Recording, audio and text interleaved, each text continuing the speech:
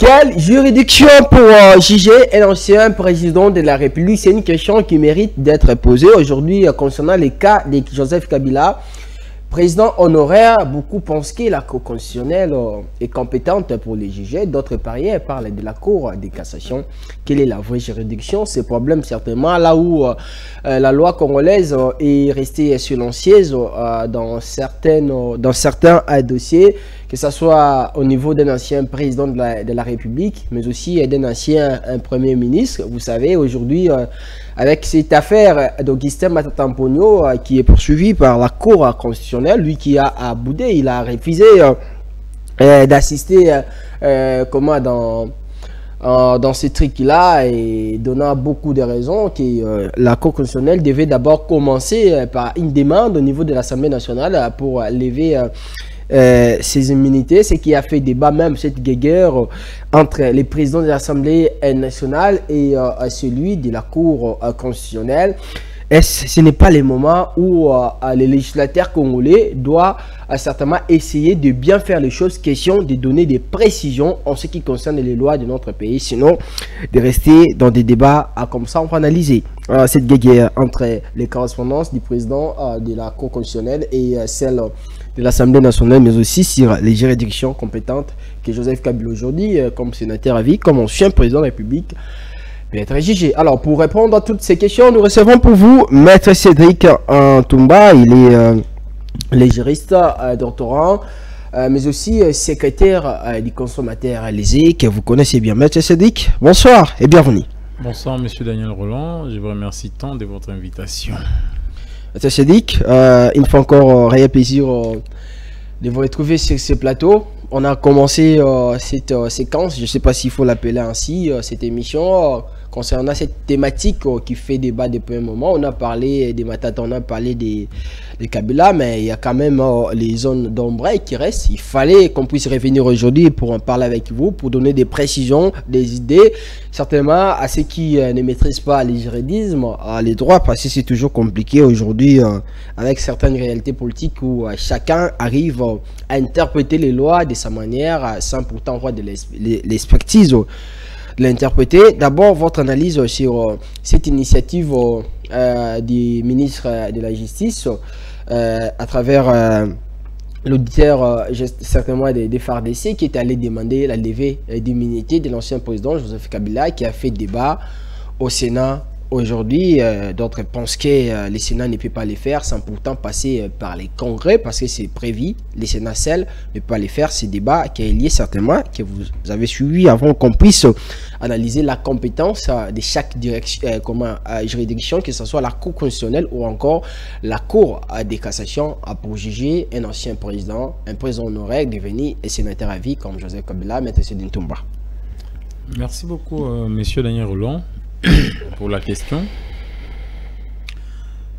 Au regard de la manière dont la politique ou nos autorités politiques mènent et instruisent les dossiers contre l'ancien chef d'État Kabila, lequel dossier provient bien entendu de l'instruction du ministre de la Justice, sur la base de laquelle l'auditeur général a saisi le Sénat. Et le monde est incrusté actuellement dans un bouillonnement d'analyse. Et les sénateurs sont trop agités sur la question comme les diables qui bouillonnent dans l'eau bénite. Oh. Et je me pose la question, comment font les députés nationaux pour ne pas comprendre les textes légaux qui sont présumés venir d'eux? Comment font les sénateurs pour ne pas maîtriser le sens, la portée réelle et le sens exact de lois dont la paternité leur revient? Pourquoi je dis ça? Parce que les confusions entretenues sur la question, en tout cas mes cœurs, au point de comprendre que le 21 000 $ qu'on a entendu ne servent qu'à la bouffe, alors qu'il faut mettre en avant-plan l'intelligence. On a même entendu plus que 21 000 $. Il y en a plus que des montants un peu qui choquent aujourd'hui et qui fait mal. Exactement. Et puis, rien n'empêche aux sénateurs, aux députés d'avoir aussi des cabinets costauds où des experts en la matière peuvent leur donner de la, excusez, de la matière requise. Pardon maître, pour ne pas vous couper, quelque chose que vous parlez là, c'est quand même important. Apparemment, ce n'est pas ce qui se passe dans notre pays où les députés, les sénateurs sont des gens qui devraient normalement avoir les cabinets avec des gens qui ont de l'expertise dans telle ou telle matière pour qu'on puisse leur permettre à chaque fois qu'ils vont prendre la parole à l'hémicycle et qu'ils puissent dire des choses comme il faut. En fait, la preuve la plus tangible et la plus topique même, c'est celle qui se marque par la tractation du Sénat actuellement, où le Sénat n'a pas su s'autodéterminer et déterminer même son avis sur la poursuite de l'ancien président de la République. C'est cela le problème, monsieur Daniel Rolland. Plusieurs lois accusent beaucoup d'écueils. Plusieurs textes, pourquoi? Parce qu'il y a un problème sur la légistique, sur la manière d'écrire et autres. Alors, pour ce qui est, vous avez posé la question, pour ce qui est du président de la République, Joseph Kabila, quant à la procédure, ouais, où on a vu l'auditeur militaire être poursuivi, ainsi de suite.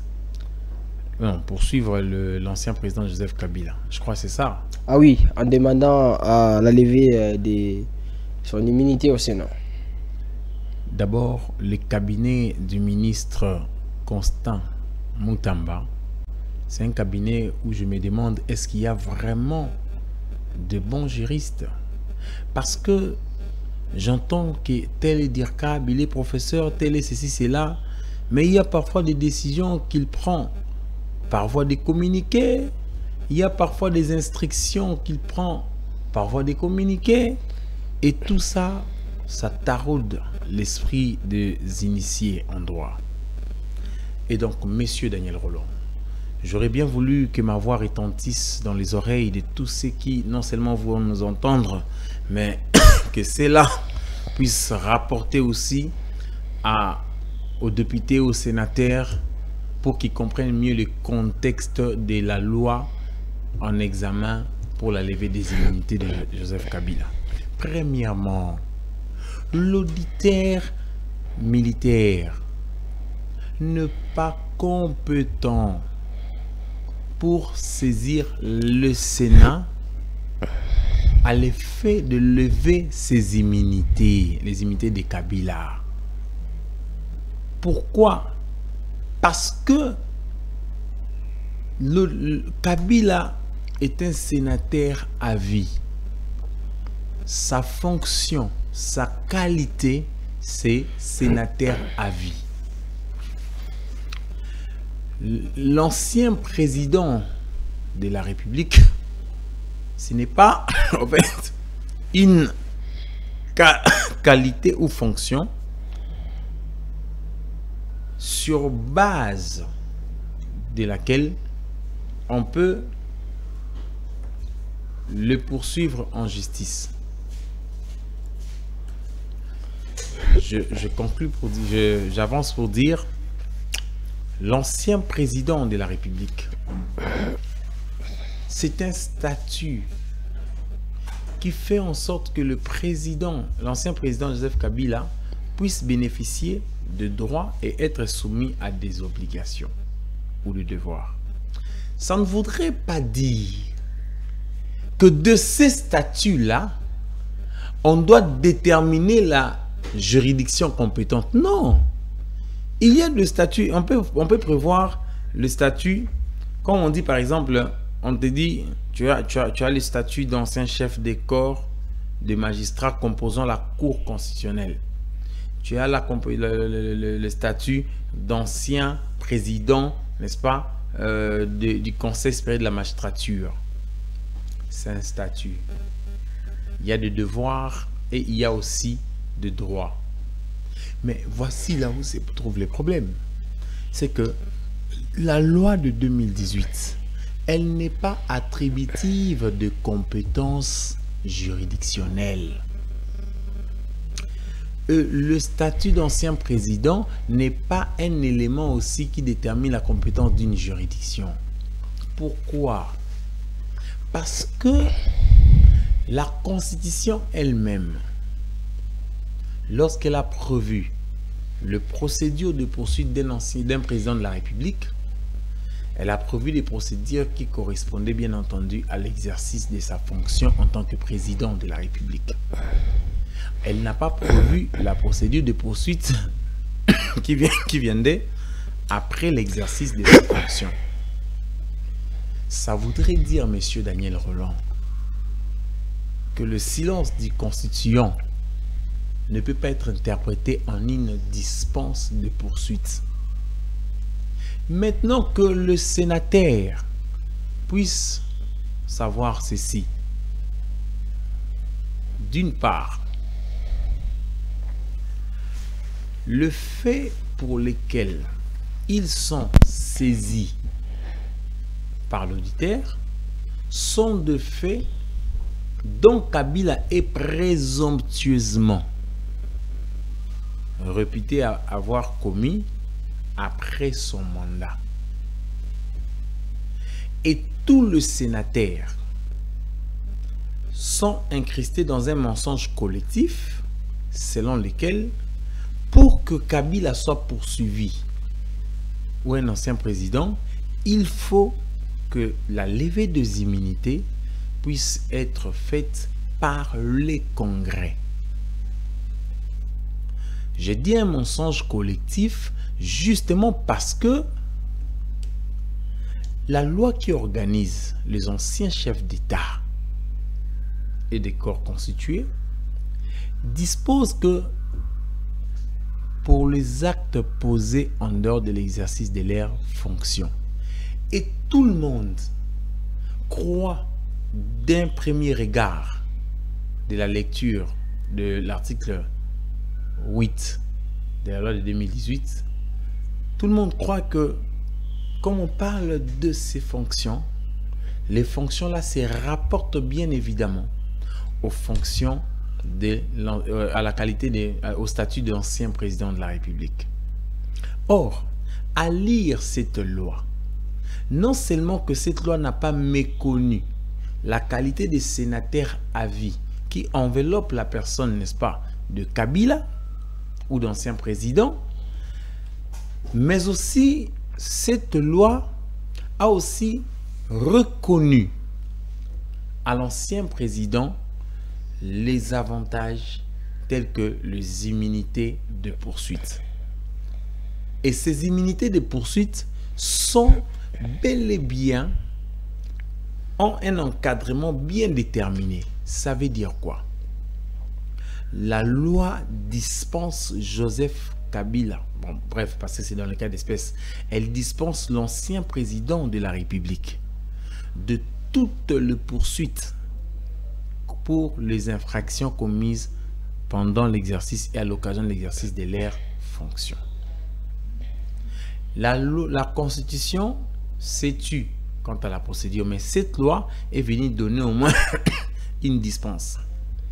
En même temps, pour ce qui est des infractions de droit commun commises en dehors de l'exercice de leurs fonctions, la Constitution n'a pas utilisé le terme ancien président. Il a utilisé le terme le président de la République et le Premier ministre pourront être poursuivis après l'exercice de leurs fonctions. Et les poursuites sont suspendues, la prescription est aussi suspendue. Ça voudrait dire, monsieur Daniel Rolland, que lorsque le président finit sa fonction, est-ce que ne peut-on pas les poursuivre? On peut les poursuivre. Mais par quelle procédure doit-on le poursuivre? La loi maintenant de 2018 vient vous dire que pour ce qui est de poursuite pour ces infractions-là, commises en dehors de l'exercice de sa fonction, retenez qu'il faut une autorisation du Congrès. Chers sénateurs, chers députés, chers journalistes et autres, dès lors qu'il dit pour des actes posés en dehors de l'exercice de sa fonction, la fonction dont on parle, c'est la fonction du président de la République, dont le mandat est arrivé à terme. Et les infractions dont on parle sont des infractions commises pendant qu'il était président de la République, mais qui n'ont pas de lien avec la fonction du président, c'est-à-dire des infractions qui sont commises en dehors de l'exercice de sa fonction en tant que président de la République. Ça veut dire que l'on ne peut pas ramener le fait nouveau commis après mandat à la procédure dont la poursuite dépend de l'autorisation du Congrès. Pourquoi? Parce que justement, la loi, il y a un principe général des droits qui dit, puisque je crois même qu'au Sénat, le Sénat, il y a même des licenciés en droit, mais tout le monde n'est pas juriste. Et même si tout le sénateur serait des juristes, il faut savoir que le droit est une forêt dense. Ça veut dire? Mais ça veut dire que tu peux entrer et te perdre. Tu ne sais pas où. Tu sais là où tu es entré, mais pour en sortir, bon, on ne peut jamais être rassuré parce qu'on a fait les droits. Ça veut dire qu'on ne peut pas se on ne peut pas connaître tout. Ça, c'est évident. Et donc, monsieur Daniel Rolland, il y a un principe général de droit d'après lequel ubi lex voluit dixit. C'est un principe qui veut dire là où la loi a voulu, elle l'a dit. Je me fais comprendre, moi. Ça veut dire, n'ajoutez pas à la loi ce qu'elle n'a pas dit.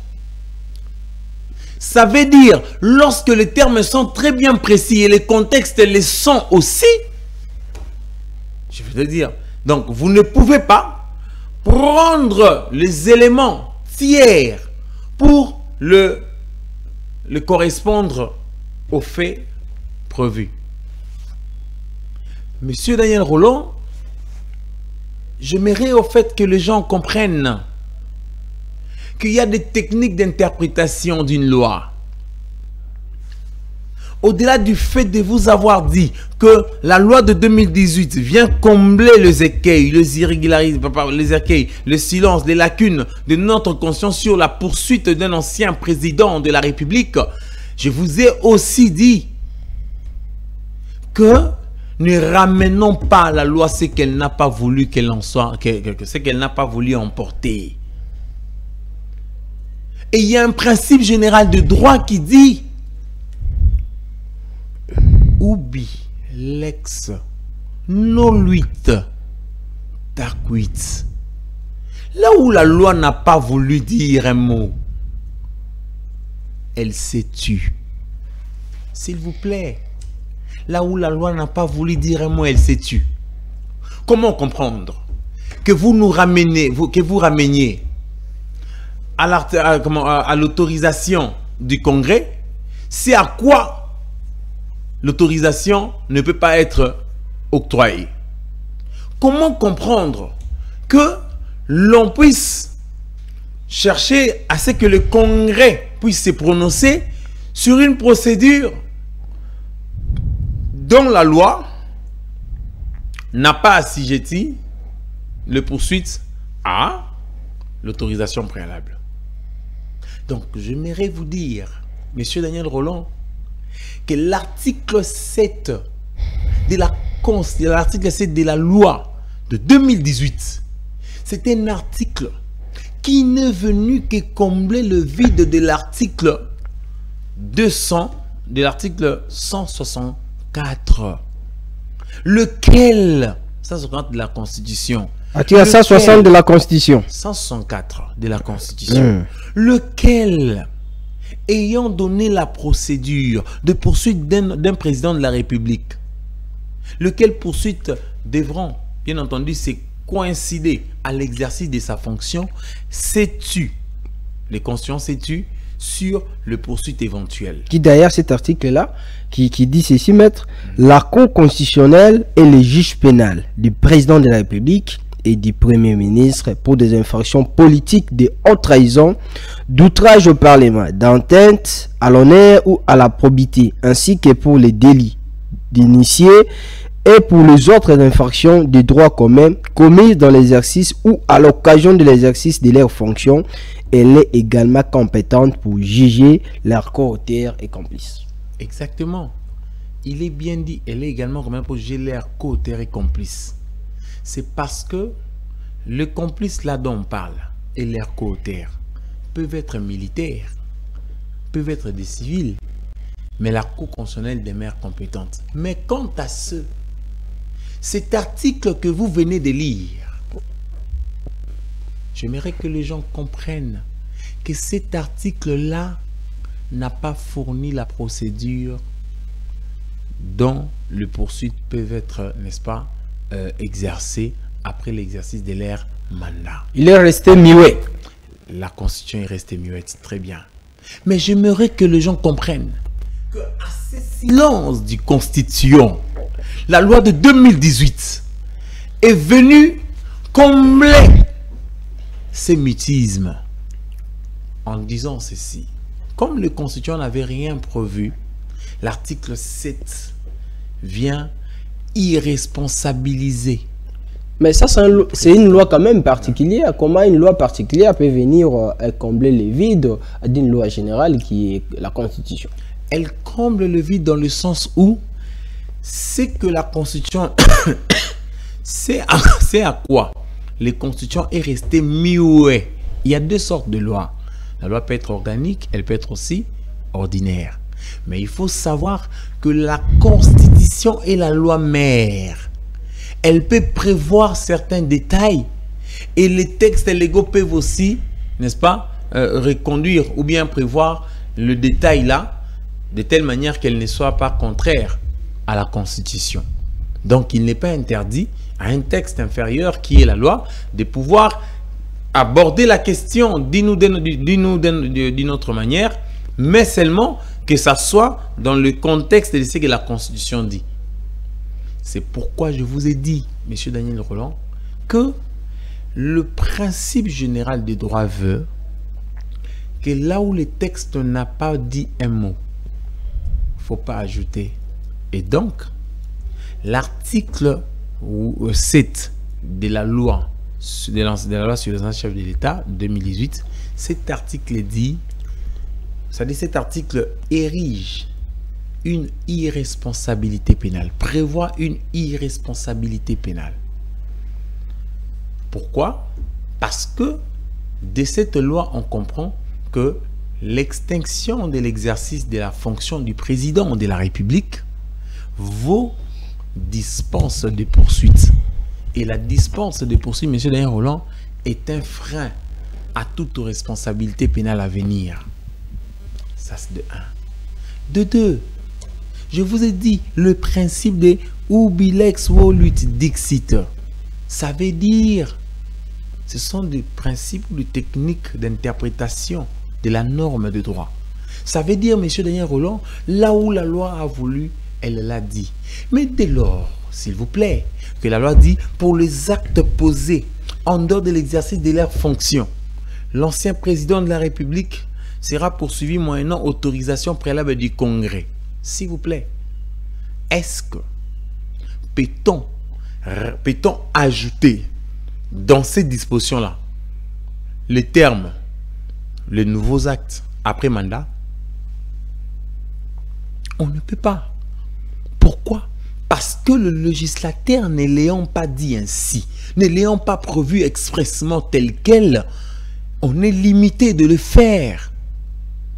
Les sénateurs doivent comprendre impérativement que dès lors que la loi dit pour les actes posés en dehors de l'exercice de leurs fonctions, les fonctions auxquelles on fait allusion dans l'article 8, ce ne sont pas les fonctions en tant qu'ancien président de la République, puisque cela est un statut sans fonction.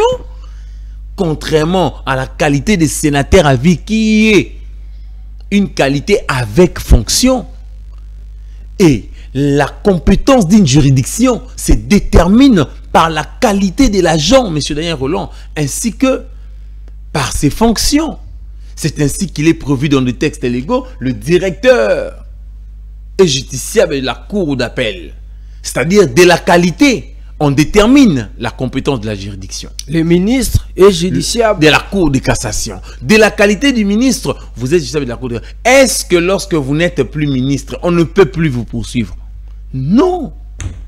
Parce que l'inertie du ministère public, l'absence de poursuite, n'entraîne pas la dispense de poursuite. Si ce n'est dans les cas où il y a prescription. Et même s'il y a prescription et que le poursuite s'exerce, c'est au juge d'acuité ou au ministère public de classer le dossier sans suite. Donc, M. Daniel Rolland, vous comprenez avec moi que l'imaginaire collectif, il est emporté par une erreur de droit. Et si la commission du Sénat, cette commission donnait un avis d'après lequel il faut que l'autorisation soit acquise par les congrès, il faut savoir que cette commission aura fait preuve d'une erreur grossière de droit équivalente au dol. Donc, M. Daniel Rolland, ça ne dépend pas seulement de la qualité d'avocat ou de la qualité du juge ou ministère public ou professeur. Il suffit seulement de lire la loi. Vous comprenez que la loi, elle est en train de se rapporter aux situations passées. Mais lui, il a posé quel acte après son mandat? Aucun acte. Mais vous voulez maintenant rapporter l'article 8 sur les actes posés après mandat. Mais écoutez. Donc la loi n'est pas adaptative aux réalités actuelles. La loi ne s'adapte pas à la réalité de l'autorisation de poursuite venant du Congrès. Pourquoi? Parce que le Congrès, M. Daniel Rolland, les congrès,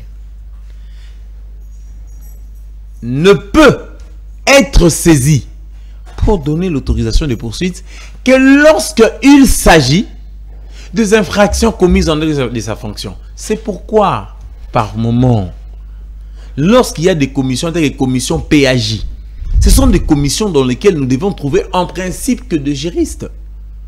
Et quelque peu, peut-être des financiers ou économistes, lorsqu'il s'agit de loi des finances et autres. Et non de politique, mais aussi des juristes qui sont sincères, qui sont objectifs. Exactement, ça aussi. Mais lorsque vous faites de la commission PAJ une commission fourre-tout, vous auriez des politiques. Vous auriez des lois qui seront des lettres mortes. C'est-à-dire la loi qui ne va jamais s'appliquer, mais qui existe quand même. Maître, ça fait débat aujourd'hui pour vous relancer. On dit, mais vous parlez, il faut réunir les congrès. Mais dans la matière, comme explique la Constitution, parmi les matières où les congrès peuvent se réunir, quand vous lisez l'article 119, il n'y a nulle part qu'on a dit que pour enlever les immunités d'un ancien président, il faut réunir les congrès. Beaucoup en parlent de cette manière-là. Au moment, la Constitution reste silencieuse.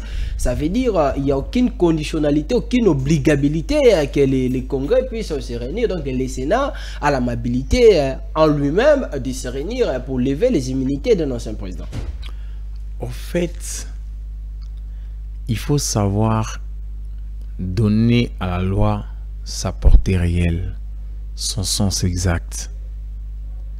Si vous faites d'amalgame dans l'interprétation des dispositions légales, vous allez faire naître une insécurité juridique. Et c'est pourquoi ceux qui lisent la Constitution doivent savoir que les choses, les droits évoluent et prennent des formes nouvelles pour lesquelles nous devrions tous nous adapter.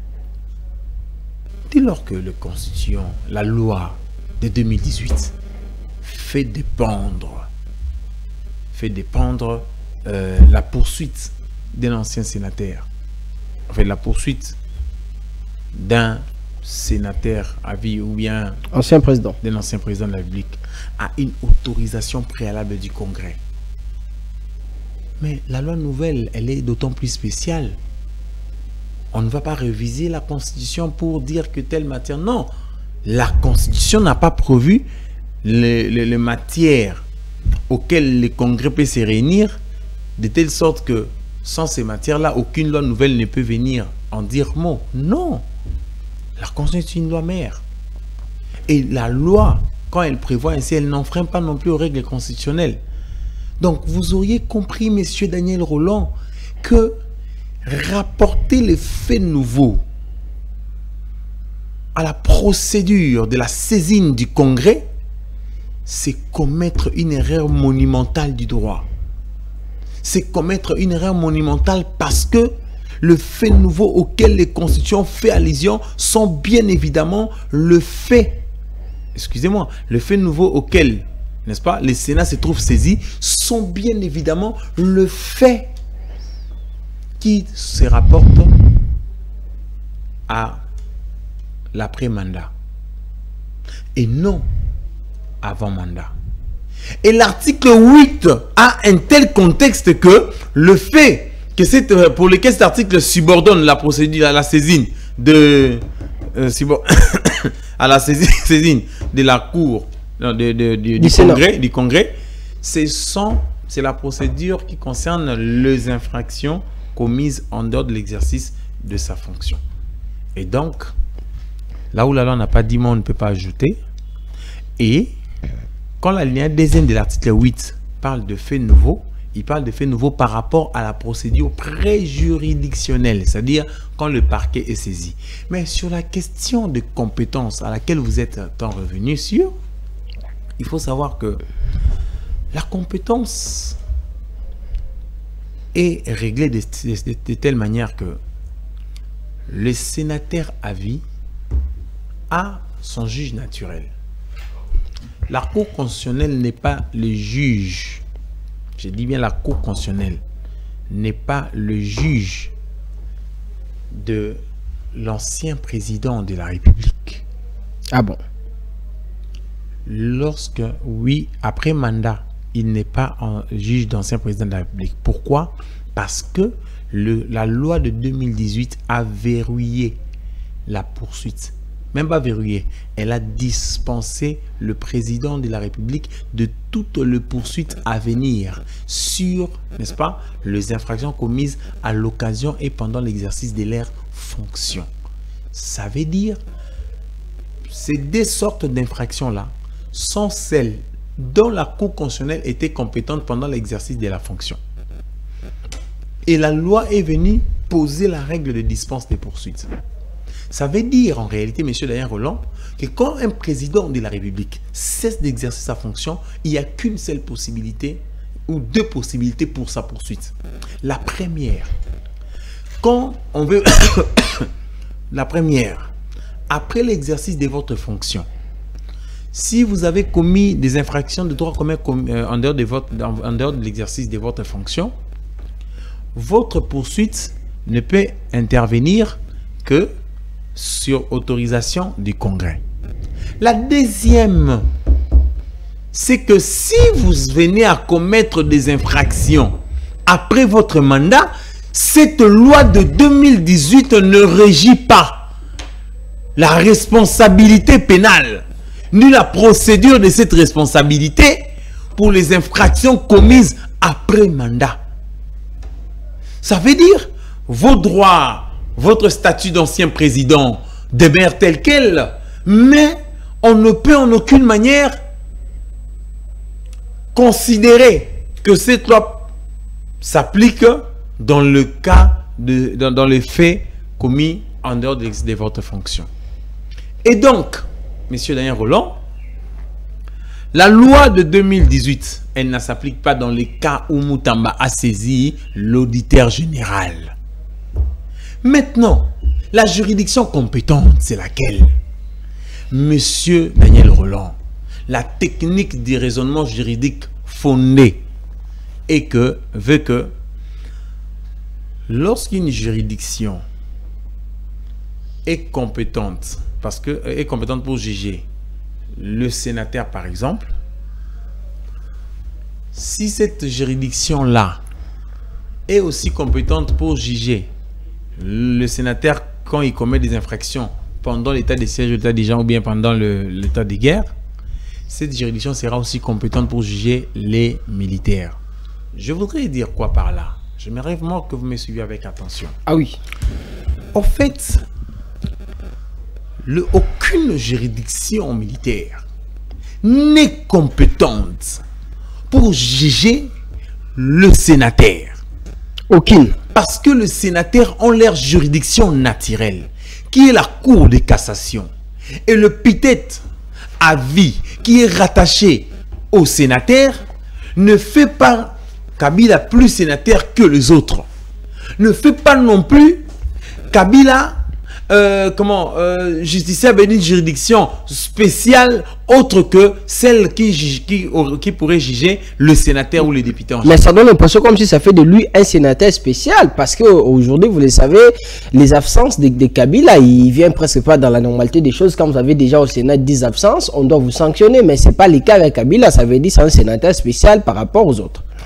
Au fait, l'on ne peut pas faire un raisonnement juridique fondé sur base du fait qu'il ne vient pas au Sénat, ainsi de suite. Pourquoi j'ai dit ça?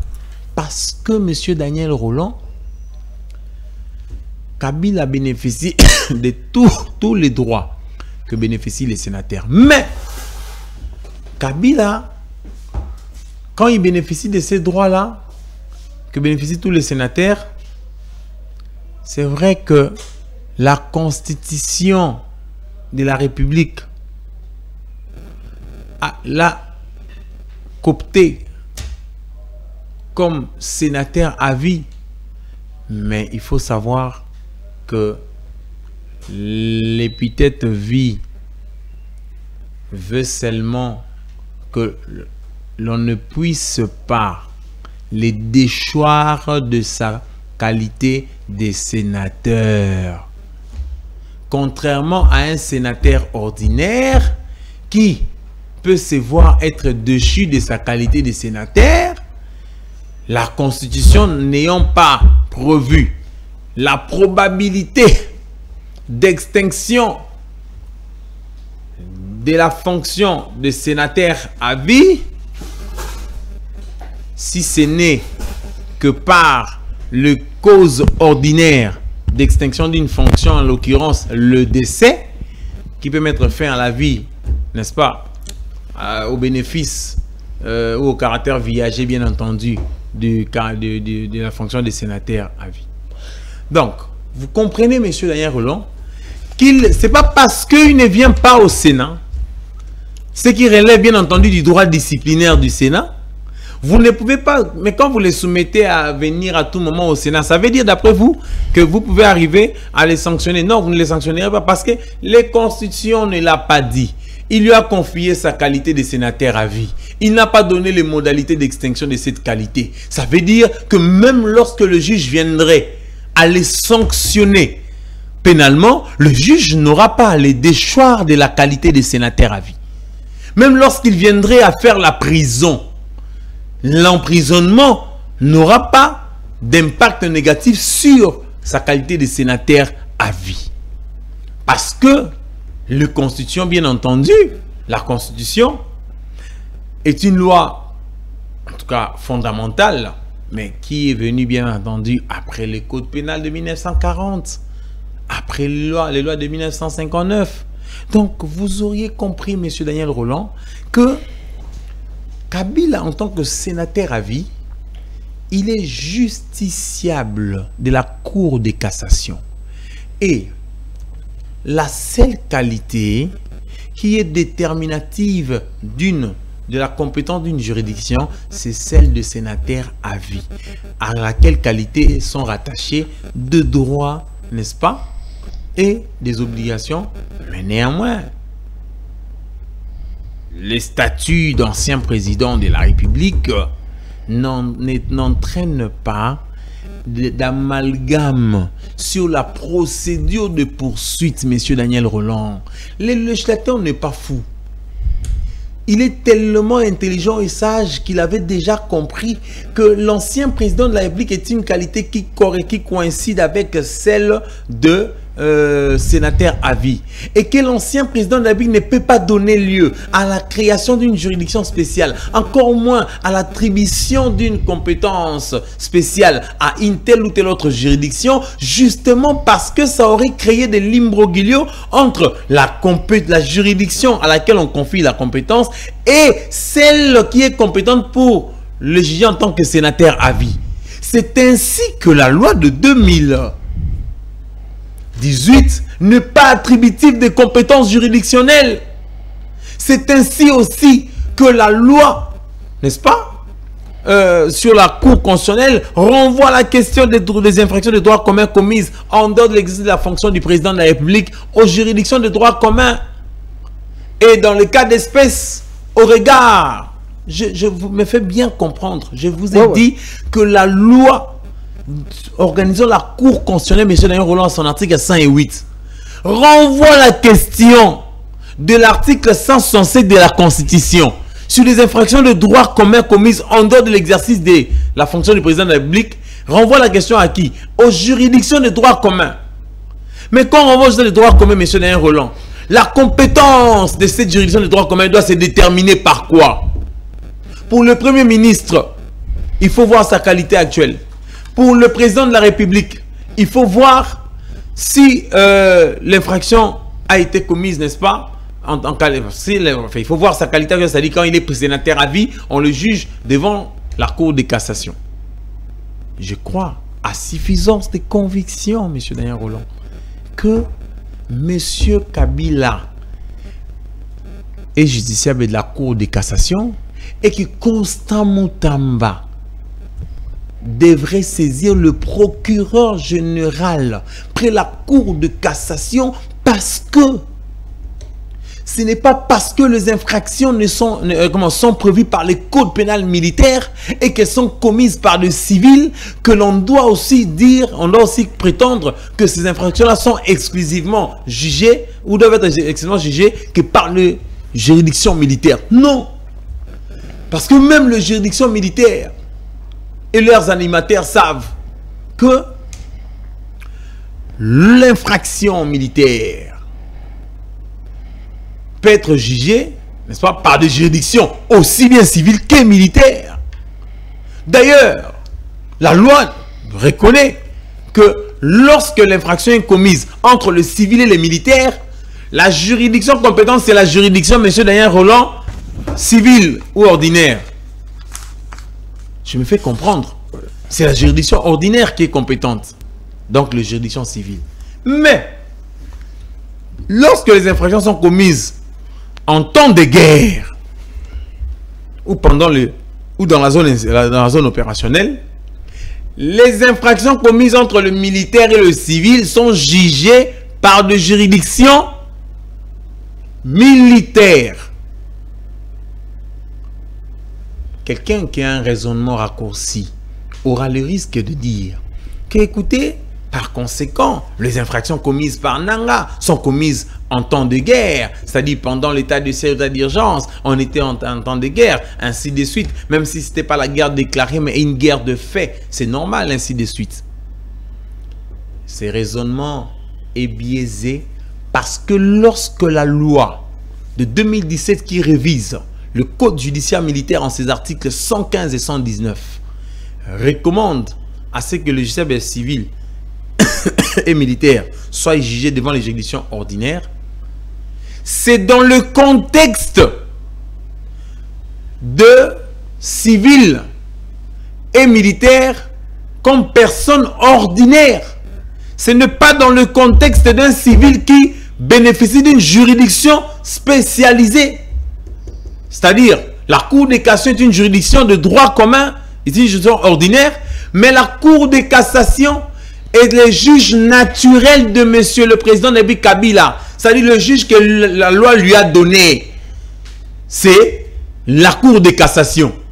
Et donc, lorsque le auditeurs militaires ou l'auditeur militaire, même M. Constant Moutamba, confondent les choses pour prétendre que, écoutez, comme les enfants sont commis, comme il a commis des crimes de guerre et autres, ils doivent juger devant les juridictions militaires, ils confondent dans le sens que les juridictions militaires, la loi dit ceci, lorsque le civil commet des infractions militaires et qu'ils doivent être jugés devant les juridictions civiles, le juridiction civile applique le loi militaire.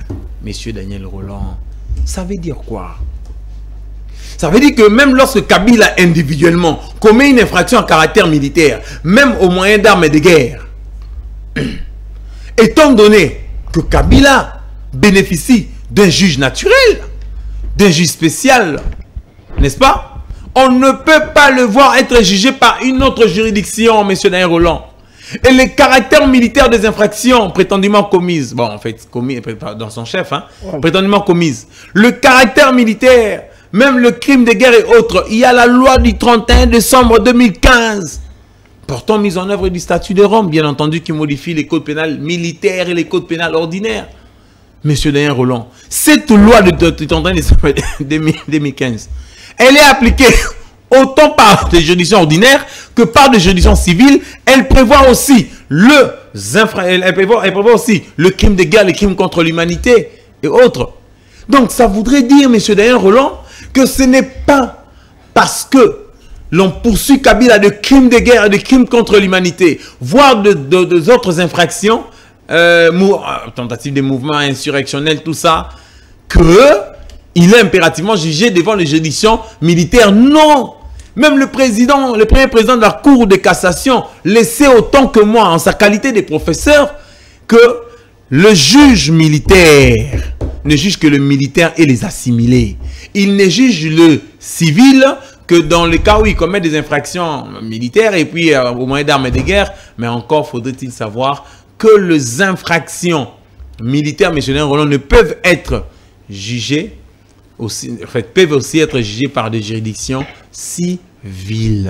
Alors, merci beaucoup, Maître Cédric, pour les 14 minutes qui nous restent.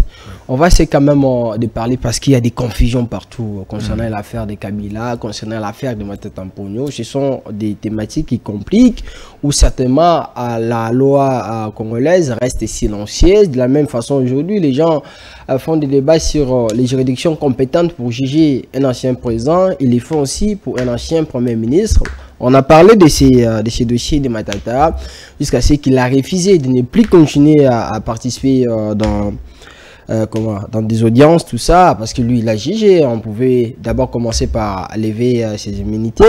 Ensuite, cette lettre qui a été écrite par le président de l'Assemblée nationale au président de la Cour constitutionnelle, qui lui a répondu, Caméré avait répondu dans une plénière que le président de la Cour constitutionnelle, lui, ne pouvait pas, il n'avait pas autorité de répondre, parce que la Cour, ce n'est pas lui, c'est 9 personnes. Aujourd'hui, cette histoire de Matata Ponyo, d'abord, à ces niveaux, même si on avait déjà parlé de ça, selon vous, comment cette histoire doit être traitée? Est-ce que Matata a-t-il raison qu'il n'y a aucune juridiction qui peut les juger parce que la loi ne donne pas de précisions quant à la matière? Peut-être si c'était la Cour de cassation, mais aujourd'hui c'est la Cour constitutionnelle qui les juge. Merci, monsieur Roland. Matata Ponyo est différent de Joseph Kabila. Pourquoi? Parce que Joseph Kabila, pour l'infraction dont Matata Ponyo est poursuivi, il faut savoir que cette infraction-là, M. Daniel Roland, est une infraction de droit commun commise pendant l'exercice de sa fonction de Premier ministre. Si c'était Kabila, je vous aurais répondu qu'il ne peut en aucun cas être poursuivi au regard de l'article 7. Mais la loi de 2018 n'a pas prévu la dispense de poursuite pour Matata Ponyo. Maintenant, lorsqu'on veut poursuivre Matata Ponyo, on le poursuit comment? En peu de mots, je vais vous dire que la poursuite, n'oublions pas, la poursuite d'un ancien Premier ministre pour des infractions commises pendant qu'il était Premier ministre est admise. La procédure à laquelle cette poursuite doit être entamée ou exercée, c'est la procédure qui dépend, n'est-ce pas, dont dépend sa qualité actuelle. Attention. Si les constitutions n'ont pas prévu une procédure spéciale pour la poursuite, la procédure de poursuite doit être celle à laquelle correspond sa qualité. Vous voyez avec Kabila, je vous ai dit que la Cour de cassation est compétente. Dès lors qu'il y a parce que vous voyez la qualité des sénateurs à vie, parmi les co-auteurs Nanga et autres, c'est ce qu'on appelle, quand on est devant la haute cour militaire, on dit qu'il y a un élément d'extranéité. C'est-à-dire que la qualité des sénateurs à vie qui enveloppe sa personne ne donne pas lieu à la poursuite des infractions par la haute cour militaire. Même si la loi fait du fourre-tout. Pendant la guerre, ils sont jugés, tout ça. Mais il faut faire attention. C'est pendant la guerre où il n'y a pas une qualité qui échappe à la compétence de la cour militaire ou de la haute cour militaire. Donc, puisque la cour de cassation est compétente, de juger les militaires ainsi que leurs co-auteurs, de juger le président, les sénateurs à vie ainsi qu'avec ses co-auteurs, il est aussi compétent, n'est-ce pas, pour Matata Ponyo exclusivement. Je le dis bien, je précise. Les choses ici ne doivent pas prêter sujet à caution. Mais je ne comprends pas comment les gens confondent des histoires. Il est bien dit, pour que Matata Ponyo se voie être jugé devant la Cour de cassation, il faut et il suffit qu'il s'agisse des infractions de droits communs commises en dehors de l'exercice de sa fonction. C'est pour ces infractions exclusivement que l'article 108 de la loi sur la Cour constitutionnelle a renvoyé à la compétence de juridiction de droit commun. Maintenant, pour les infractions commises pendant l'exercice de la fonction et dans les cas d'espèce dossier Matata Ponyo, en réalité, M. Daniel Rolland, il faut savoir que pour les infractions qu'il a commises et pour les poursuivis, la Cour de cassation, la Cour constitutionnelle est compétente, contrairement à ce que disait Kalouba. Pourquoi, cher Daniel Rolland? Parce que les infractions de droit commun, excusez-moi, si la loi ne voulait pas qu'on poursuive Matata Ponyo, n'est-ce pas, après l'exercice de sa fonction, non seulement qu'il l'aurait dit, mais écoutez, là où la Constitution dit pour les infractions commises en dehors de l'exercice de leur fonction, les poursuites interviendront, les poursuites, n'est-ce pas, sont suspendues. La Constitution a utilisé les termes. Quel terme? Il a utilisé les termes le président de la République et les premiers ministres, M. Daniel Rolland. Et quand il utilise les termes le premier ministre et les premiers ministres, il faut faire très attention. On n'a pas utilisé les termes ancien président de la République et ancien premier ministre, comme voudrait bien l'entendre ou le voir monsieur Nyabirungu, le professeur Nyabirungu, pour des infractions là. Vous vous rappelez bien. Donc, je peux même lire l'article 107. Ah oui, oui. Monsieur Daniel Rolland, avant que ça ne s'ouvre, il faut en tout cas avoir à l'esprit que le premier ministre, il est justiciable de la Cour constitutionnelle. La procédure de sa justiciabilité est prévue. Et cette procédure n'est limitée qu'au moment où on veut le poursuivre, n'est-ce pas, au moment où il exerce sa fonction. Après fonction, aucune autre juridiction n'est compétente de le faire. Pourquoi? Parce que la compétence est déterminée d'après les moments de la commission de l'infraction et d'après aussi, d'après le moment de la commission de l'infraction et d'après les moments de la commission de l'infraction, n'est-ce pas?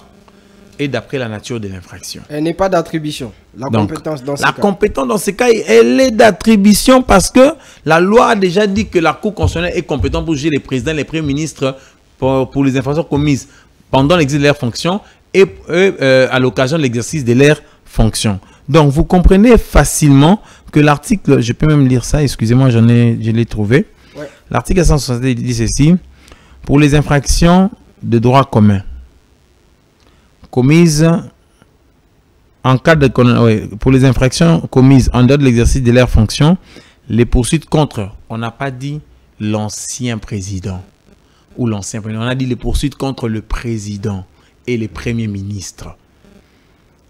sont suspendus jusqu'à l'expiration de leur fonction. C'est clair.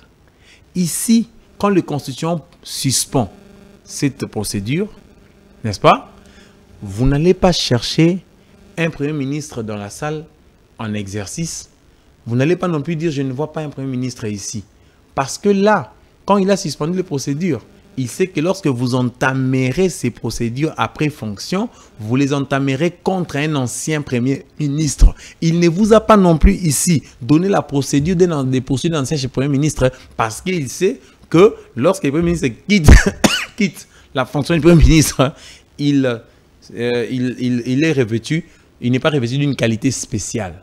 Contrairement au président de la République qui est revêtu d'une qualité spéciale de sénateur à vie. Donc, M. Daniel Rolland, je vous l'ai dit, pour la problématique qui se pose dans le contexte de Matata Ponyo, c'est celle de la compétence d'évocation que la Cour constitutionnelle a faite.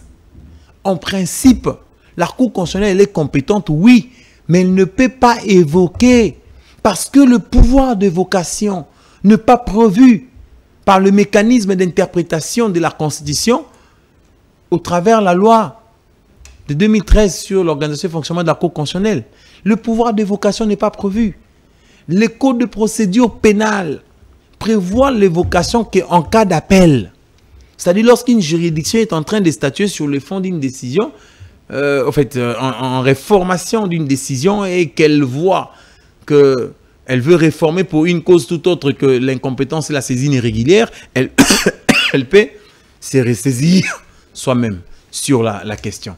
Donc, M. Daniel Rolland, vous comprenez que la Cour de cassation, la Cour de cassation avait saisi la Cour constitutionnelle pour l'interprétation. Mais la Cour constitutionnelle a évoqué ce qui n'est pas prévu. Les compétences sont d'attribution. Même la compétence d'évoquer est prévue, n'est pas prévue par la loi spéciale. Seulement, le procureur général qui a poursuivi Matata Ponyo pour affaire Boukan Alonso, il faut qu'on se le dise. Le procureur général, même s'il a acquis la levée des immunités pour l'affaire qu'on appelle ici l'affaire Zarianisation, merci, les procureurs généraux n'étaient pas limités à poursuivre Matata exclusivement pour Zarianisation parce que les immunités sont fonctionnelles. Lorsqu'on vous a levé les immunités, ce n'est pas le Parlement qui est compétent pour instruire un dossier pénal. Si le procureur a 2, 3, 4 dossiers à sa charge et qu'il a acquis les immunités, en principe, d'après certains courants, il faut revenir encore au Parlement pour solliciter la levée des immunités. C'est à quoi je n'en conviens pas du tout parce que d'après moi, la Cour constitutionnelle est compétente et la levée des immunités qui ont été acquises, sauf si la loi, écoutez, vous savez, la loi sur les anciens chefs de l'État a évité une pareille chose dans les changements des qualifications et de faits de poursuite pour les anciens chefs d'État où à l'article 8, il vous est dit que le président, aucun fait nouveau ne peut être retenu à charge du président de la République. Ce qui voudrait bien dire que le fait nouveau auquel on fait allusion sont de faits nouveaux pour lesquels les procureurs n'avaient pas obtenu l'autorisation de poursuite. Cela n'est pas prévu pour le député ni les parlements. C'est pourquoi je vous ai dit que de pareils écueils, de pareilles irrégularités ou de pareilles lacunes qui sont assorties de nos textes de loi démontrent à suffisance de preuves que les députés ne font pas bien leur travail, le sénateur de même. Maître Sédic Ntoumba, pour conclure l'émission, comment prévoyez-vous la suite de ces des dossiers? Je pense que nous sommes entre le clou et les marteaux. Vital Kamerhe a écrit au président de la Cour constitutionnelle. Le président de la Cour constitutionnelle lui a aussi répondu. Mais en principe, Vital Kamerhe ne pouvait pas lui écrire. Parce vous devez savoir, et les téléspectateurs doivent savoir une chose. La suspension, M. Daniel Rolland, que le Parlement peut faire sur le plan judiciaire, c'est une suspension qui se rapporte à la procédure d'arrestation et de poursuite. Le député doit avoir à l'esprit que la Constitution n'a pas prévu la modalité ou les modalités de suspension d'une instance judiciaire. Or, comme la Constitution n'a pas prévu la suspension d'une instance judiciaire, il est de bon gré, de bonne loi, que le président du Parlement, de l'Assemblée nationale, ne puisse en aucune manière écrire au président de la Cour constitutionnelle et vice-versa. Et la Cour constitutionnelle n'a qu'une seule mesure à prendre dès lors qu'elle est saisie. Vous savez, en droit, M. Roland, je finis par là, en droit, lorsque le magistrat du parquet saisit une juridiction, Cour constitutionnelle soit-elle, il faut savoir que ce magistrat du parquet devient dessaisi absolument du dossier. Il ne peut ni se rétracter, ni reprocher, ni récupérer le dossier. Il ne va même pas demander au juge qu'il y a eu des erreurs qu'il puisse corriger. Niet. La loi n'a prévu qu'une seule possibilité. S'il a saisi le juge, il se trouve dessaisi et il n'y a que deux conséquences. Soit le juge décrète l'irrécevabilité sur le dossier pour lequel on le saisit, soit le juge acquitte la personne. Vous voyez, soit le juge déclare le dossier recevable et puis il condamne la personne. C'est justement ça. Donc, pour conclure, les juges est celle compétente pour apprécier les procédures et est celle compétente de voir si et seulement s'il est indépendant, si et seulement si on pouvait se rapporter à la levée des immunités pour Bokang Alonso. Maître Cédric Ntumba, je travaille ici une fois encore de partager, voulais dire, à ces plateaux avec vous. Je rappelle que vous êtes juriste, doctorant en droit à l'université de Kinshasa, mais aussi secrétaire des consommateurs lésés. Merci d'avoir répondu à toutes nos questions et à notre invitation. Avocat, mais je ne passe pas ici comme avocat parce qu'il faut une autorisation spéciale du bâtonnier. Ah oui. L'essentiel, c'est que tout a été dit. Merci beaucoup, maître. Merci à toutes et à tous de nous avoir suivis. Merci à ma très chère Mimi Diakota. Merci à mon ami Vanessa Ntumba. À vous tous de nous avoir suivis. On va se retrouver la semaine prochaine pour un autre numéro de cette émission qui est Vive la République, vive la RDC. Restez-nous toujours fidèles.